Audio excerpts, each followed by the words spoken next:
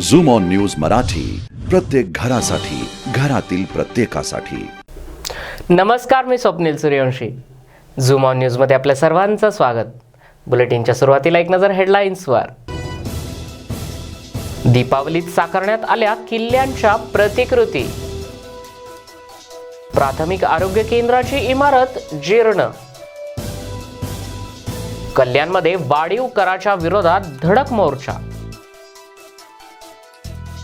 बेपत्ता बोटींचा आणि माणसांचा पुन्हा शोध घ्यावा, मंत्री उदय सामंत यांचं विधान। अहले सुन्नत वल जमात वर्धेच्या वतीनं इतवारा चौकात आंदोलन। आता पाहूयात सविस्तर बातम्या।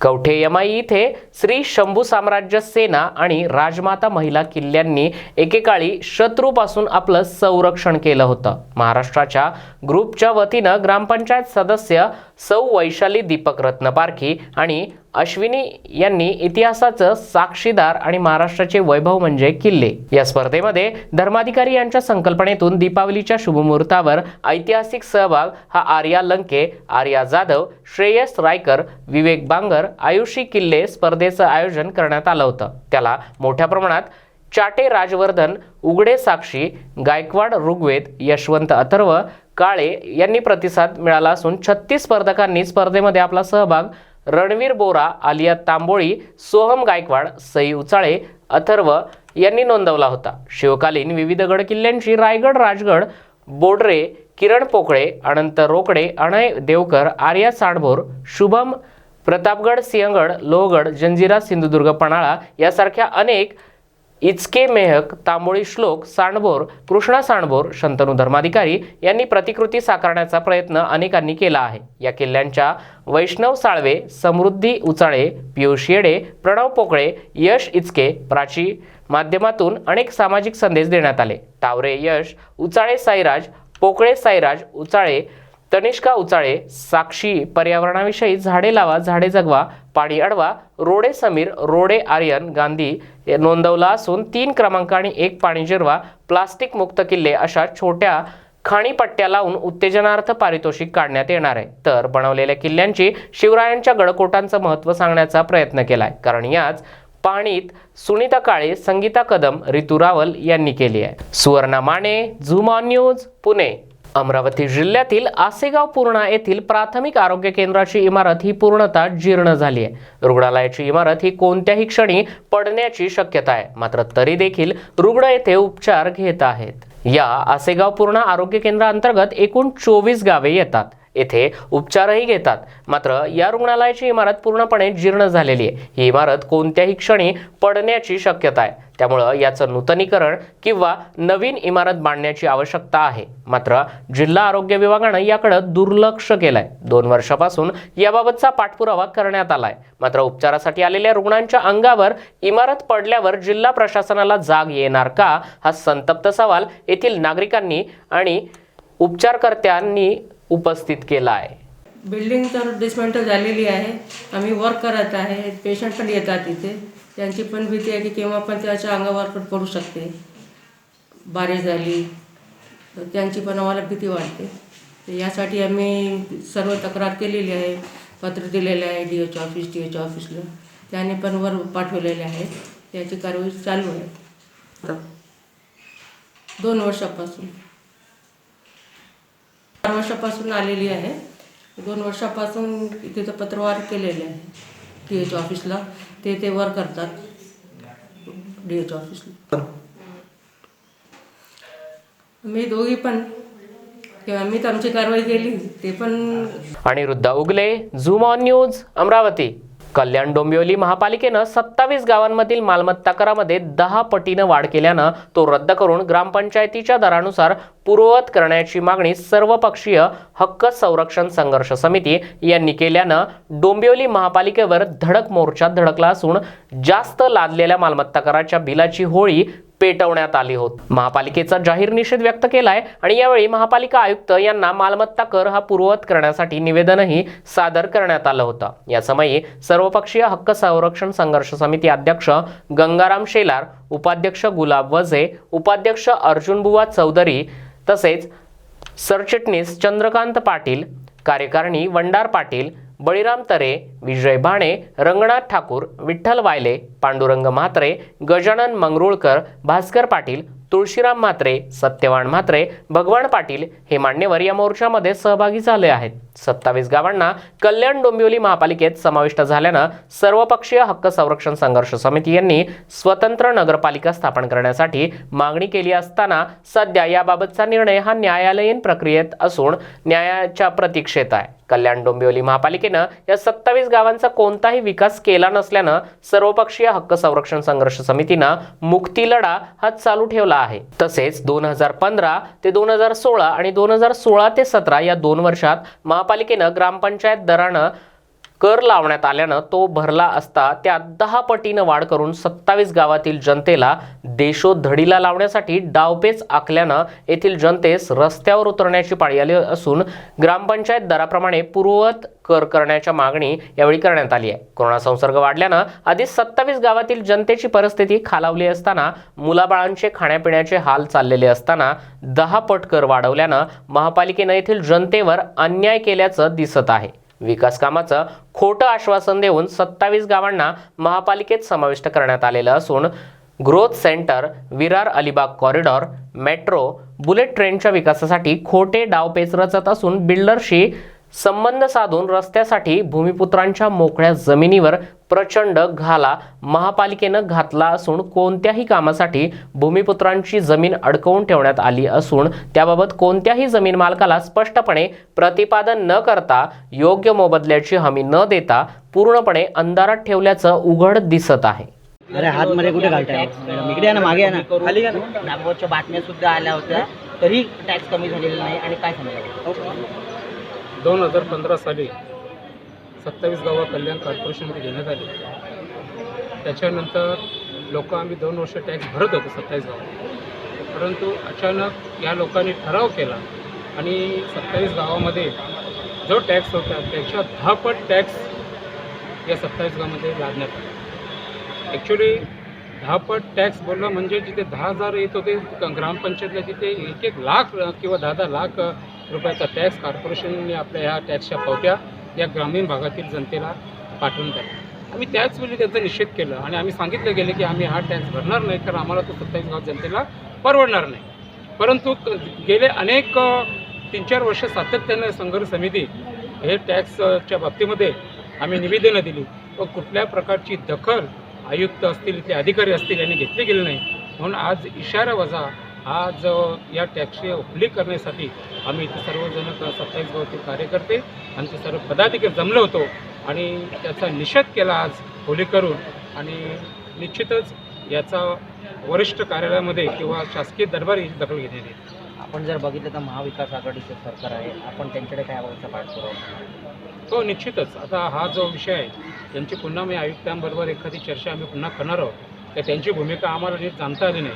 आम्ही मध्ये भेट घेतली होती, परंतु पुन्हा आम्ही भेट घेऊन पुढे आम्हाला जाण्याकरता किंवा इथला जी काही कायदेशीर प्रक्रिया असेल महाविकास आघाडीचे जे काय आमचे मंत्री असतील त्यांनासुद्धा आम्ही या बाबतीमध्ये लक्ष वेधून या 27 गावामध्ये असलेला संकट दूर करण्याकरता आम्ही सांगणार आहोत. दुसरा प्रश्न असा आहे, येणाऱ्या काळामध्ये निवडणुका कधी होऊ शकतात?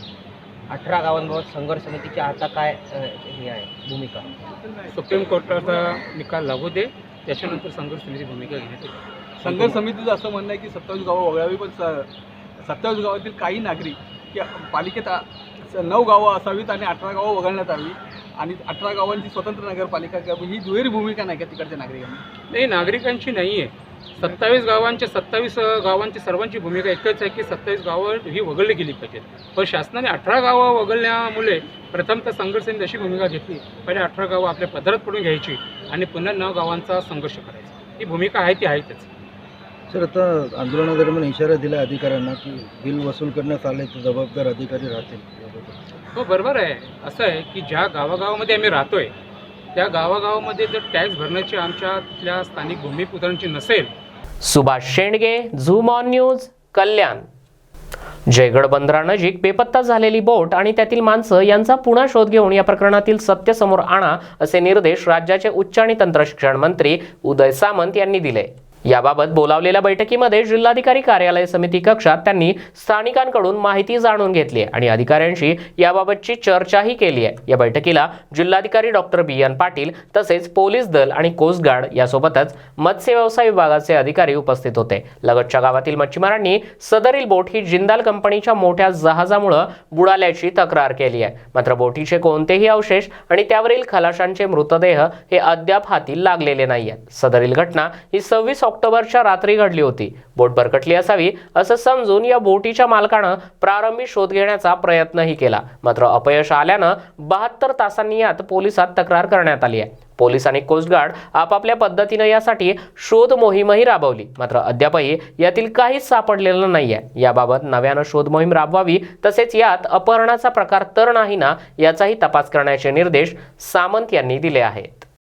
शक्यता आहे असं म्हटलं जातं, कारण ते सागरी सुरक्षेच्या नॉटिकलच्या बाहेर आहे, म्हणजे 12 नॉटिकलच्या बाहेर असं सांगितलं जातं। वास्तविक खरं आहे का की ते रत्नागिरीचेच पोलीस पण तपास स्वतः मला डिवाइसने असं सांगितलं की ते स्वतः ते करतायत आणि आता जे वेसल्स तिथे आलेले होते त्याच्यावर जे कॅप्टन होते त्यांना देखील चौकशीला बोलवलेलं आहे। मुंबईचे येलो गेट पोलीस तपास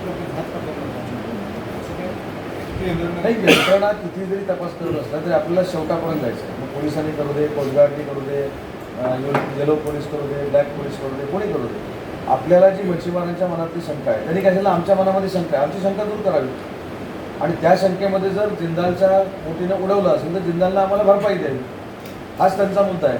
ते असं म्हणत नाही की जिंदालनं उडवलेलीच आहे, त्यांनी माणुसकी डोळ्यासमोर ठेवून ते वागले। मी कंपनीला देखील या सूचना दिल्या की तुम्ही देखील माणुसकी डोळ्यासमोर ठेवून जे काय असेल ते खरं सांगितलं पाहिजे।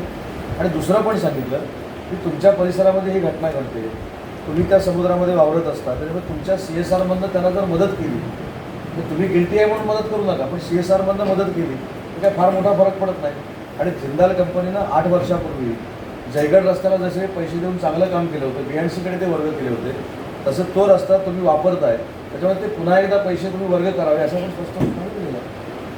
त्रिपुरा येथील मशीद आणि काही दुकानांची तोडफोड तसेच मुस्लिम महिला आणि पुरुषांना मारहाण करण्यात आली आहे। या हिंसाचाराचा तीव्र निषेध व्यक्त करण्यासाठी वर्धा येथील इतवारा परिसरामध्ये सुन्नी युथ फोर्सच्या वतीनं निषेध आंदोलन करण्यात आलं आहे।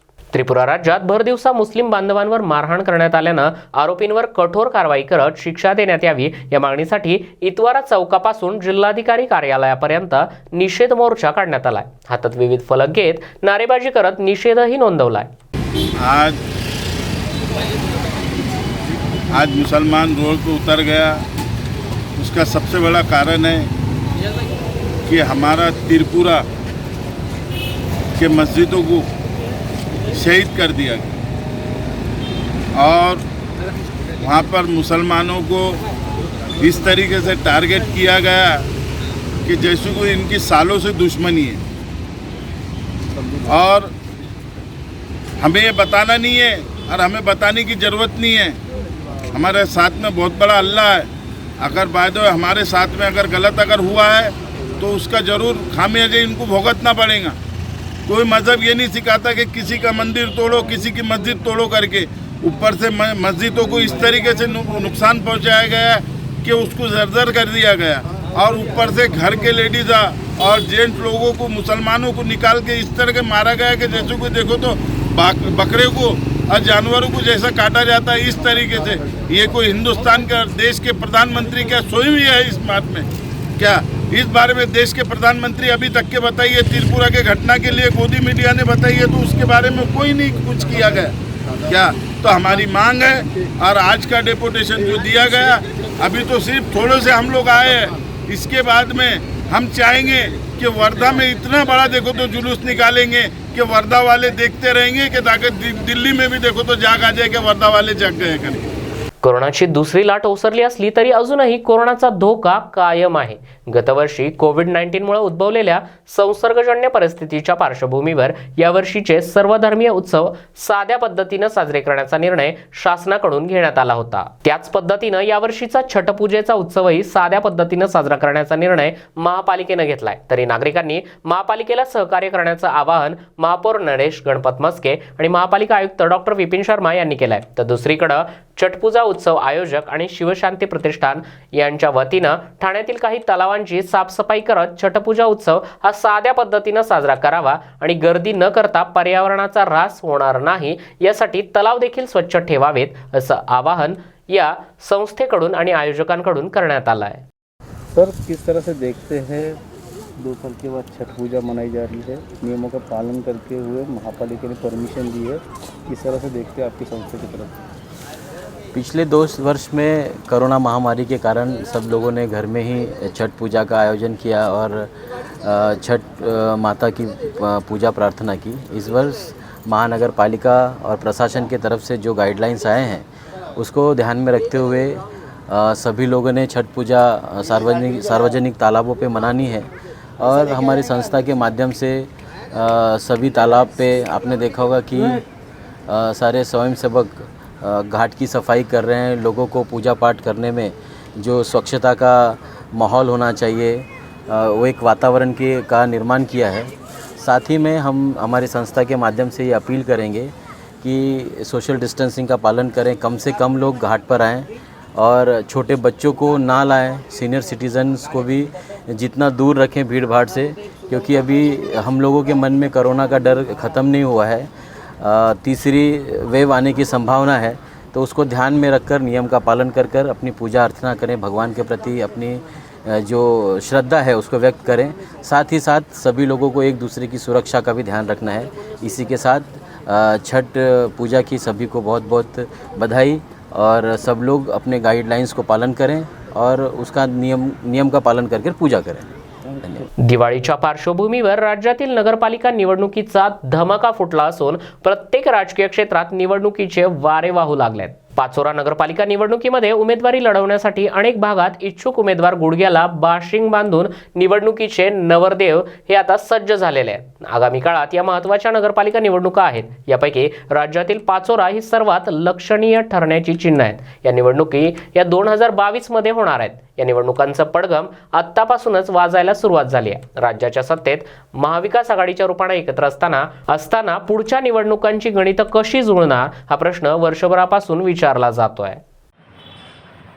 नमस्कार, मी विकास पाटील, तालुकाध्यक्ष राष्ट्रवादी काँग्रेस पार्टी पाचोरा, नगरसेवक पाणीपुरा सभापती पाचोरा। कालच मी या पाचोरा तालुक्यातल्या अनेक पत्रकार बांधवांना तसे मीडियाला हे माझं स्टेटमेंट दिलं होतं की पाचोरा नगरपालिका ही राष्ट्रवादी काँग्रेस पार्टी सोबत लढणार आहे। जेवढ्या जागा या ठिकाणी येतील नगरपालिकेच्या संभाव्य 31 जागा, 28 किंवा 31 जागा, त्या सर्व जागा आम्ही सोबत लढणार आहोत। प्रत्येक वार्डात प्रभागात आम्ही त्या पद्धतीने रचना सुरू झालेली आहे, कार्यकर्त्यांची तयारी सुरू झालेली आहे।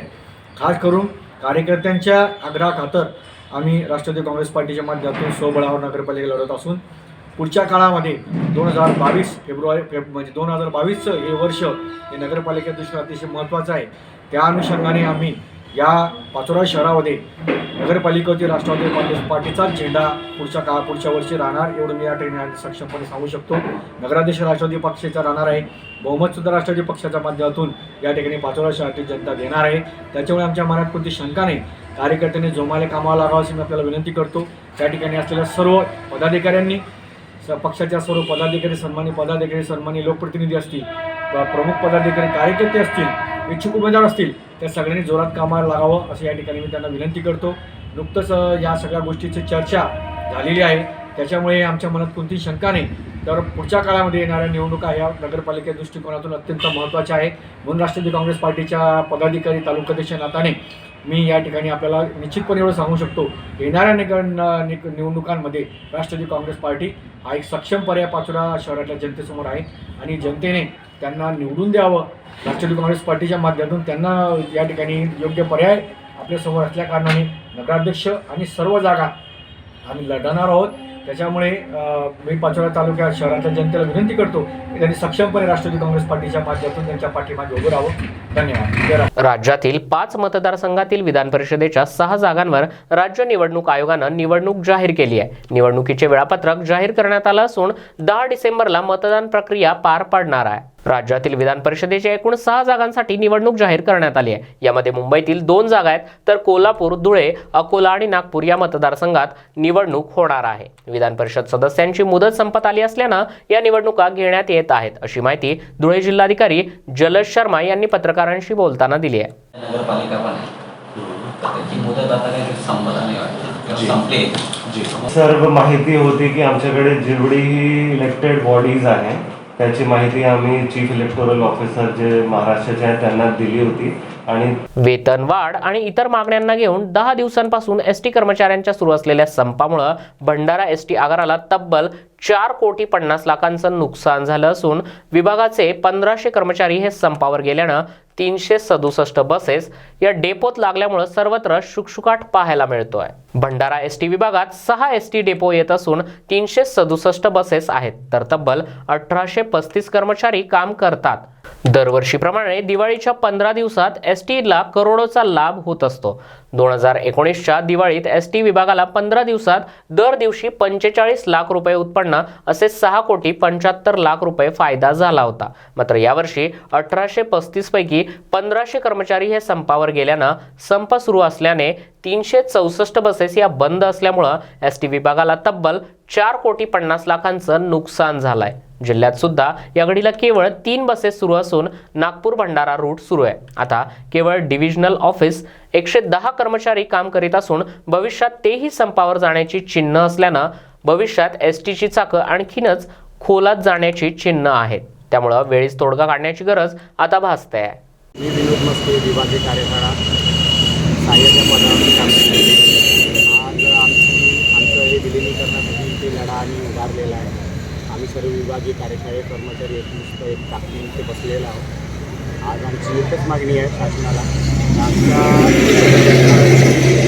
शासनामध्ये विलिनीकरण करून आम्हा सर्व कर्मचाऱ्यांना शासकीय वेतन व भत्ते सर्व सुविधा आम्हाला एकत्र लागू कराव्या. हे माननीय मुख्यमंत्री साहेबांना आमची कळकळीची विनंती आहे.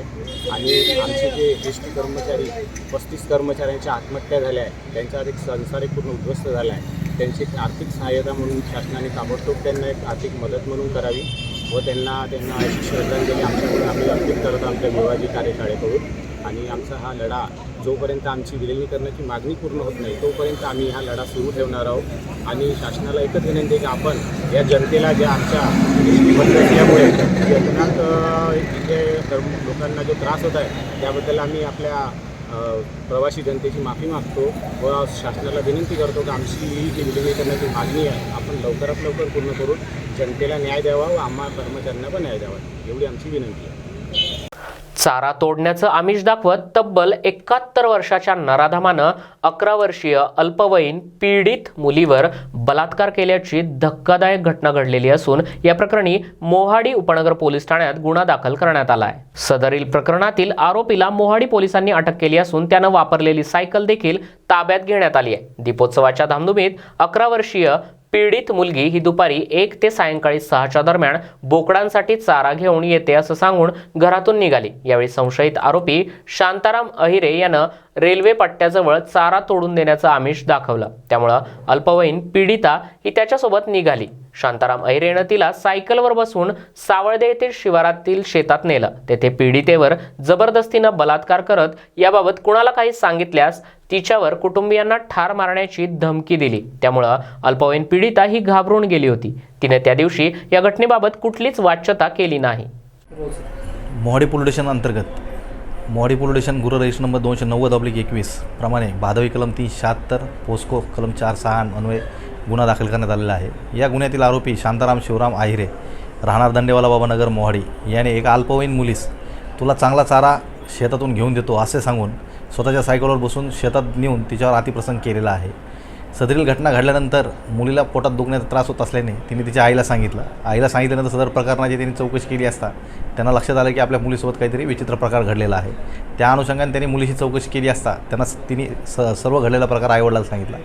त्या अनुषंगाने आईवडिलांनी घरच्यांशी चर्चा करून काल रोजी सदर इसमाविरुद्ध मोहाडी पोलीस स्टेशन येथे येऊन गुन्हा दाखल केलेला आहे. गुन्ह्यातील आरोपीला तात्काळ अटक करण्यात आलेली असून आरोपीला 3 दिवसात माननीय कोर्टाने 3 दिवसाचे पोलीस कस्टडी सुनावलेली आहे. अधिक तपास चालू आहे. स्वामी समर्थ नगरी वर्धा येथील अखिल भारतीय मराठा महासंघाच्या महिला जिल्हाध्यक्षा रोहिणीताई तसेच डॉक्टर विजय बाबर यांच्या घरी दरवर्षीप्रमाणेच याही वर्षी किल्ल्यांची प्रतिकृती तयार करण्यात आली आहे। यापूर्वीही प्रतापगड, पन्हाळगड, शिवनेरी, जंजिरा यासारख्या एकापेक्षा एक सरस अशा कलाकृती साकारलेल्या असतानाच यावर्षी हिंदवी स्वराज्याची राजधानी किल्ले रायगड साकारलेला आहे। डॉक्टर विजय बाबर हे जवाहरलाल नेहरू मेडिकल कॉलेज येथे सांख्यिकी प्राध्यापक म्हणून कार्यरत असून त्यांच्या सुविद्य पत्नी या सामाजिक कार्यामध्ये कार्यरत असून अखिल भारतीय मराठा महासंघाच्या जिल्हाध्यक्ष आहेत। इंटरनेटच्या युगामध्ये बालकांना शिवसंस्कृतीची ओळख व्हावी, त्यांना इतिहासाची माहिती व्हावी, तसेच मुलांना छत्रपतींची स्वराज्याची संकल्पना समजावी आणि त्याबद्दल आकर्षण निर्माण होऊन मुलांमध्ये सामाजिक भावना वृद्धिंगत व्हावी आणि याची जोपासना पुढील पिढीनं करावी या उद्देशानं पुढेही दिवाळीच्या पावन पर्वावर किल्ला बनवण्याचा मानस त्यांनी बोलून दाखवलाय। किल्ला बनवण्याच्या कामामध्ये कुश बाबर, ग्रीष्मा बाबर, अणय पवार, शीतल पवार यांनी मोलाचं सहकार्य केलं आहे। मी डॉक्टर विजय यशवंतराव बाबर, जवाहरलाल नेहरू मेडिकल कॉलेज सावंगी मेघे वर्धा येथे सांख्यिकी विषयामध्ये प्राध्यापक आहे। मी मागील 11 वर्षापासून हा किल्ला बनवत आहे। आजकालच्या इंटरनेटच्या युगामध्ये शिवकालीन इतिहासाचा लहान मुलांना विस्मरण होऊ नये त्या दृष्टिकोनातून हा उपक्रम मी राबवत आहे। हा उपक्रम राबवताना मला हा किल्ला तयार करताना मला दरवर्षी 5 दिवस लागतात आणि मला याच्यामध्ये माझ्या मुलीचं ग्रीष्माचं, मुलगा कुश, माझी पत्नी रोहिणी बाबर यांचा सहभाग असतो आणि त्यांच्या प्रोत्साहनामुळेच हा किल्ला इतका चांगला बनवणं मला सोयीस्कर होतं आहे। रायगड हा किल्ला याला पहिले रायरी ह्या नावाने संबोधलेलं जात होतं। रायगड हा किल्ला शत्रूला लढा करण्यासाठी कठीण आणि दळणवळणाच्या दृष्टीने सोयीचा असल्यामुळे महाराजांनी रायगड हा किल्ला राजधानी म्हणून निवडला होता। ह्या रायगडावरती शिवाजी महाराजांचा राज्याभिषेक झाला होता। शिवाजी महाराजांचा राज्याभिषेक हा इतिहासातील एक संस्मरणीय घटना होय। त्याच्यानंतर 1981 मध्ये संभाजीराजेंचा पण राज्याभिषेक ह्याच किल्ल्यावर झाला। त्याच्यानंतर 1989 मध्ये राजांचा राज्याभिषेकसुद्धा रायगड किल्ल्यावरती झाला। रायगड किल्ला हा इतिहासाच्या दृष्टिकोनातून सर्वात महत्त्वाचा किल्ला असल्यामुळे मी यावर्षी रायगड किल्ला बनवलेला आहे आणि दरवर्षी मी वेगवेगळे किल्ले बनवतो आहे। मी शिवनेरी पण बनवलेला आहे, किल्ले पन्हाळगड पण बनवलेला आहे, जंजिरा किल्ला पण बनवलेला आहे। असे वेगवेगळ्या प्रकारचे किल्ले दरवर्षी मी बनवलेले आहेत। पाचोरा नगरपालिकेवर शिवसेनेचा भगवा ध्वज आमदार किशोर पाटील यांच्या नेतृत्वाखाली डौलानं फडकत असून आगामी पाचोरा नगरपालिका निवडणूक ही शिवसेना संपूर्ण प्रभागात स्वबळावर लढवणार असल्याचं निश्चित केलेलं आहे। पाचोरा शहरातील सर्वच प्रभागातून तुल्यबळ उमेदवार हे शिवसेनेकडे उमेदवारीची मागणी करत आहेत। याचा धसका घेऊन विरोधकांचं चांगलेच धाबेदन आणले असून त्यांच्याकडून कुटील कारस्थानातून अफवा पसरवण्याचं महापाप केलं जात आहे। शिवसेना स्वतंत्रपणे नगरपालिका लढवणार आहे। यावेळी यश देखील शिवसेनेचंच असेल। गेल्या 7 वर्षापासून पाचोरा भडगाव विधानसभेचे मतदारसंघाचे कार्यसम्राट लोकप्रिय आमदार किशोर पाटील यांनी पाचोरा शहराचा कायापालट केलेला आहे। पाचोरा शहरातील प्रत्येक प्रभागामध्ये विकास कामं पूर्ण झालेली आहेत। शेकडो कोटी रुपयांचा निधी आमदार किशोर पाटील यांनी पाचोरा शहरासाठी उपलब्ध करून दिलेला आहे। भाजी मंडई परिसरामध्ये सुविधायुक्त असं भव्य दिव्य कै बापूसाहेब KM पाटील व्यापारी संकुलाचं निर्माण केलेलं आहे। राजीव गांधी टाउन हॉल आणि व्यापारी संकुल निर्माण करून छोटे मोठे व्यापारी टपरीधारकांना योग्य तो न्याय मिळालेला आहे। शहराच्या सौंदर्यात भर पडली आहे आणि खरेदी करताना नागरिकांच्या चेहऱ्यावरील आनंद दिसून येतोय। पाचोरा शहरातील सांडपाण्याची विल्हेवाट ही संपूर्ण शहरात ड्रेनेजचं काम पूर्णत्वाला नेलेलं आहे। तर शहरातली जनता भोळी बाबरी नाही, शहरातला विकास जनतेला दिसतोय। शहरातले रस्ते असतील, भाजी मंडी असेल, स्वर्गीय राजीव गांधी टाउन हॉलचा विषय असेल, छत्रपती संभाजी महाराज सुशोभीकरण असेल, चौकाचं सुशोभीकरण असेल, हुतात्मा स्मारक असेल, अद्यावत वाचनालय आहे, या सगळ्या दृष्टिकोनातून विचार केला शहरातील खुले भूखंड जे आहे ओपन स्पेस त्यावर जे झालेले सुशोभीकरण आहे त्या सगळ्या दृष्टिकोनातून जर आपण विचार केला तर पाचोरा शहरातली परिस्थिती काय आहे हे सांगण्याची गरज नाही। पण विरोधकांकडे कुठलेही मुद्दे नाही, विकासासारखं काही बोलण्यासारखं नाही। बोलायचं असेल तर विकासावर बोला, आमदारांनी केलेल्या विकास कामांवर बोला। इतकं चांगलं काम गेल्या 50-60 वर्षाचा बॅकलॉग आमदार किशोरप्पा पाटील यांनी भरून काढलेला आहे। गेल्या 7 वर्षाचा विकासाचा दृष्टिकोन बघितला तर गेल्या 50 वर्षात काय कामं झाली, अनेकांनी सत्ता भोगल्या। जे आज बोलतात विरोधामध्ये त्यांनी कधी काही तिथे सत्ता भोगलेल्या आहेत नगरपालिकेमध्ये, पण त्यांच्या कार्यकाळात शहराचा विकास का झाला नाही? मग आमदार साहेबांनी केलेल्या विकास कामाचं कौतुक करण्यावेळी विरोधकांना काहीतरी मुद्दे नसल्यामुळे आता प्रभागात जायचं, कार्यकर्त्यांना काहीतरी सांगायचं की बा असं आहे, तुम्हाला उमेदवारी मिळणार नाही, आघाडी होणार आहे, एक राष्ट्रवादीचा एक शिवसेनेचा उमेदवार, असा कुठलाही प्रकार नाही, अशी कुठली चर्चाही झालेली नाही. मी आमदार साहेबांशी बंधुभावी चर्चा केल्यानंतर पत्रकार परिषद घेतो. ऐतिहासिक सातारा शहराची आधुनिक ओळख व्हावी आणि त्याला ऐतिहासिक साज असावा या संकल्पनेतून लोकार्पण करण्यात आलं आहे. आमदार शिवेंद्रसिंह राजे भोसले आणि त्यांच्या पत्नी वेदांतिका राजे भोसले यांनी उभारलेल्या राजधानी सातारा या सेल्फी पॉइंटचं छत्रपती सौ वेदांतिका राजे भोसले यांच्या हस्ते मोठ्या उत्साहात लोकार्पण करण्यात आलं आहे.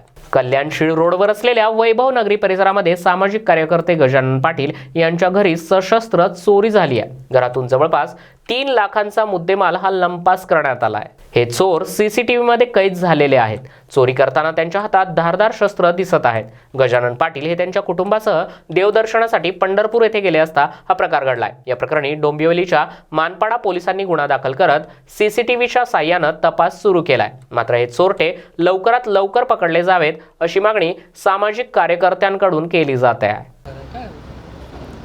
हा गंभीर प्रकार आहे आणि हे पाहिल्यानंतर मी रात्रीसुद्धा इथे चक्कर मारली होती, पोलिसांशी संपर्क साधला. आज FIR दर्ज झालेला आहे आणि ह्यामध्ये हा दरोडा टाकल्याची शक्यता जास्त दाखवते. कारण ह्या पाणीमध्ये असं दिसतं आहे फुटेजमध्ये 3 आतमध्ये चोरी करतात आणि चोराची पाहणी करणारे आणि टेळणी करणारे बाहेर अजून 2-4 लोक असावीत असा आमचा दाट संशय आहे आणि सशस्त्र दरोडा पडलेला आहे. या ठिकाणी ह्या पोलिसांचा तपास चालू आहे आणि लवकरच त्या दरोडेखोरांना पोलीस आतमध्ये त्यांच्यावर कारवाई करण्यासाठी अटक करतील ह्या आम्हाला आशावादी आहोत आणि या सामाजिक कार्यकर्त्याचा मुद्देमाल त्याला परत मिळेल अशी आशा व्यक्त करतो. सायकल चालवण्याचे फायदे सांगत काढली आहे सायकल रॅली काढत जनजागृतीही केली आहे. येवला सायकलिस्ट असोसिएशन यांनी येवला ते एरणगाव असे सायकल रॅलीचं आयोजन करण्यात आलं होतं. त्या दरम्यान रस्त्यानं जात असताना ग्रामस्थांना भेटी देऊन सायकल चालवण्याचे फायदे सांगत सायकल रॅलीचं आयोजन करण्यात आलं होतं. या असोसिएशनचे सायकलिस्ट रोज 20 ते 25 किलोमीटर जाऊन जो भेटेल त्या नागरिकाला सायकल चालवण्याचे फायदे सांगून सायकल चालवण्याचं आवाहन करतात. तसेच विविध प्रकारे जनजागृती करत सायकल रॅली काढत असतात. येवला सायकलिस्ट असोसिएशनतर्फे असे भरपूर उपक्रम राबवण्यात आले असून त्यात सायकलिंगचे फायदे हे सर्वांना समजावून सांगण्यात आले आहेत व त्यात ज्या लोकांना हृदयाचा त्रास आहे, ज्यांना ब्लड प्रेशर आहे, ज्यांना डायबिटीस आहे, ज्यांना पायाच्या वेदना आहेत, ज्यांना कमरेचा त्रास आहे, अशा सर्व लोकांसाठी सायकल ही खूप फायद्याची आहे. त्यांनी सायकलिंग केल्यामुळे रक्तातील चरबीचे प्रमाण कमी होते, डायबिटीसचं प्रमाण कमी होतं व त्यामुळे शरीराला होणारे त्रास व गुंतागुंतीचे आजार यापासून आपल्याला निश्चित बचाव होतो. सायकल चालवल्यामुळे रक्ताभिसरण शरीरातलं जे काही नॉर्मल लेवलला येतं त्याप्रमाणे सर्व अवयवांना रक्तपुरवठा हा व्यवस्थित होऊन अवयवांची निगा राखली जाते, शारीरिक तंदुरुस्ती असते व सायकल चालवल्यामुळे जे काही मानसिक प्रसन्नता मिळते त्यातून डिप्रेशनसारखे आजार पण लोकांना होत नाही. त्यामुळे सायकलिंग ही सर्वांनी केलीच पाहिजे व पर्यावरणसुद्धा त्यामुळे समतोल राखला जातो. तर सायकलीवर जास्तीत जास्त भर देऊन सायकलिंग करावी अशी मी सर्वांना विनंती करेल. आजच्या कार्यक्रमामध्ये येवला सायकलिस्ट असोसिएशनमध्ये ज्यांनी उल्लेखनीय कार्य केलेले आहे अशा सर्व सायकलपटूंचा सत्कार करण्यात आलेला आहे. ज्यांनी BRM पूर्ण केली, नियोजित दिलेल्या वेळेमध्ये जे काही किलोमीटर्स त्यांना सांगितले होते तेवढे सायकलिंग पूर्ण केली अशा सर्व सायकलपटूंचा नवभारत क्रीडा मंडळ व येवला सायकलिस्ट फाउंडेशन यांच्यातर्फे व प्रत्येक खेळाडूंना व खेळाला प्रोत्साहन देणारे असे शिरीष नांदुर्डीकर सर यांच्यातर्फे त्यांचा सत्कार करण्यात आलेला आहे. अशीच ही सायकल असोसिएशन पुढे योग्य रीतीने चालू राहावी, वेगळे उपक्रम घेऊन जनजागृती करावी व स्वतःचा व सर्वांच्या आरोग्याची काळजी घेऊन सायकलिंग करावी असं मी सर्वांना आवाहन करतो. बुलेटिनच्या शेवटी पुन्हा एकदा एक नजर हेडलाईन्सवर. दीपावलीत साकारण्यात आल्या किल्ल्यांच्या प्रतिकृती. प्राथमिक आरोग्य केंद्राची इमारत जीर्ण. कल्याणमध्ये वाढीव कराच्या विरोधात धडक मोर्चा. बेपत्ता बोटींचा आणि माणसांचा पुन्हा शोध घ्यावा, मंत्री उदय सामंत यांचं विधान. अहले सुन्नत वल जमात वर्धेच्या वतीनं इतवारा चौकात आंदोलन. या होत्या दिवसभराच्या सविस्तर बातम्या. पुन्हा भेटूया पुढील बातमीपत्रात. तोपर्यंत पाहत राहा zoom on news. Zoom on news Marathi, प्रत्येक घरासाठी, घरातील प्रत्येकासाठी.